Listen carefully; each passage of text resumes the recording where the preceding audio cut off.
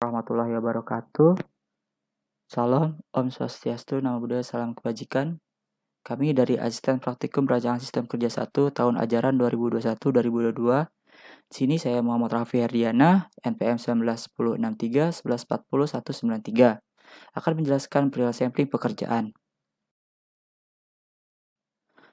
Secara definisi, work sampling adalah suatu teknik untuk mengadakan sejumlah besar pengamatan terhadap aktivitas kinerja dari mesin, proses, atau pekerja, menurut Sritomo Wingyo Subroto 2003.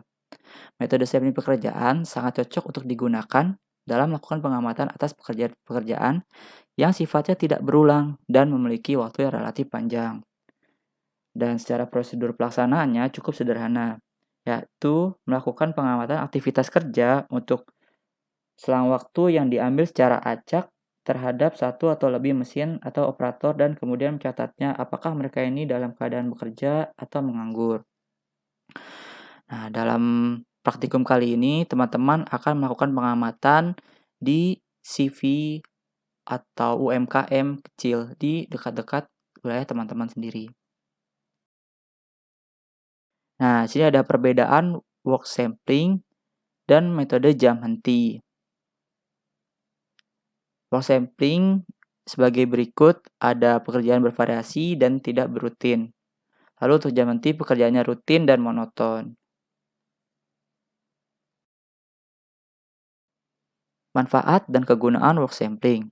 Yang pertama ada activity and delay sampling, yakni mengetahui dan mengukur distribusi pemakaian waktu sepanjang waktu kerja oleh pekerja atau kelompok kerja untuk mengetahui tingkat pemanfaatan peralatan, mesin-mesin, dan fasilitas kerja.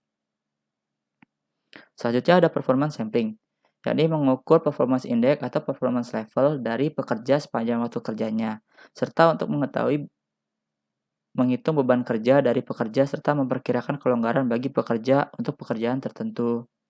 Yang terakhir ada work measurement, menghitung dan menentukan waktu baku dari suatu jenis pekerjaan tertentu.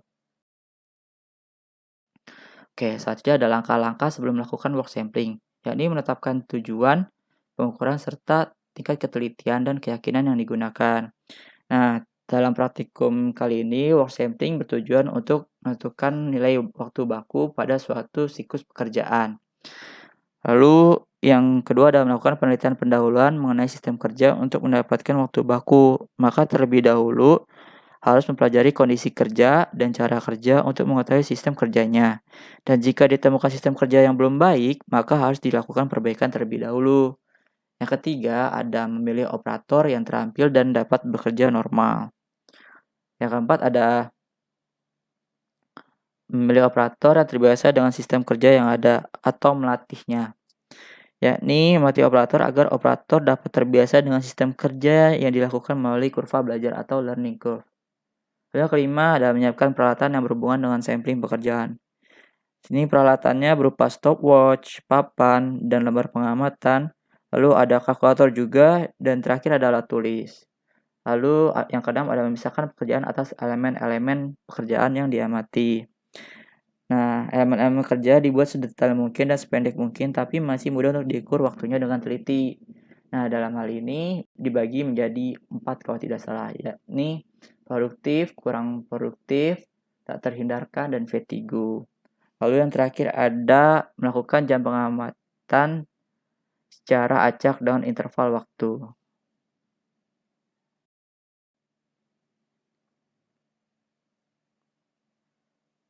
Lalu ada rumus jadwal kunjungan dan jam kunjungan. Nah, di sini ada rumus dalam menentukan jumlah kunjungan. Yang mana rumusnya ada 2/3 dikali N kali 60 dibagi I. Ini mewakili interval waktu kunjungan, yang mana interval waktu kunjungannya ini 5 menit dan jam kerjanya 8 jam. Lebih jelasnya sebagai berikut. Nah, jadi waktu yang digunakan ini 8 jam dan intervalnya 5 menit. Lalu hasil dari jumlah kunjungannya 64. Nah, 64 ini yang merupakan jumlah kunjungan berarti dalam data pengamatan atau tabel pengamatannya tidak boleh melebihi dari 64. Harus kurang dari 64. Nah, pada jam kunjungan di sini kita menentukan bahwa jumlah kunjungannya ini 36, yang mana ada bilangan random untuk menentukan jam kunjungan berikutnya. Lalu selanjutnya ada kegiatan yang dilakukan, yakni produktif, kebutuhan pribadi, tak terhindarkan, dan fatigue. Nah, oke, di sini ada contoh tabel pengamatan, yang mana di sini sudah dilakukan pengamatan dengan kegiatan produksi tahu dengan pekerja Pak Asik lama penelitian 7 hari. Dan ini merupakan penelitian hari pertama. Oke. Dan di sini kita dapat mengetahui bahwasanya untuk menentukan waktu jam kunjungan kedua pada tabel pengamatan ini, yakni nilai dari jam kunjungan dikali dengan bilangan randomnya. Nah, untuk selanjutnya juga sama. Jadi, untuk bilangan random yang ketiga dikali dengan jam kunjungan yang pertama, yakni 8 lewat 5 menit. Jadi, hasilnya 8 lewat 50 menit. Dan juga jangan lupa untuk menentukan jumlah produksi setiap unitnya berapa dan juga jenis kegiatannya atau keterangannya. Entah si operator sedang menimbang kedelai, merendam, atau lain sebagainya. Nah, sini ada contoh perhitungan waktu baku, yang mana perhitungannya sudah dikelompokkan berdasarkan frekuensi pada hari yang sudah diamati.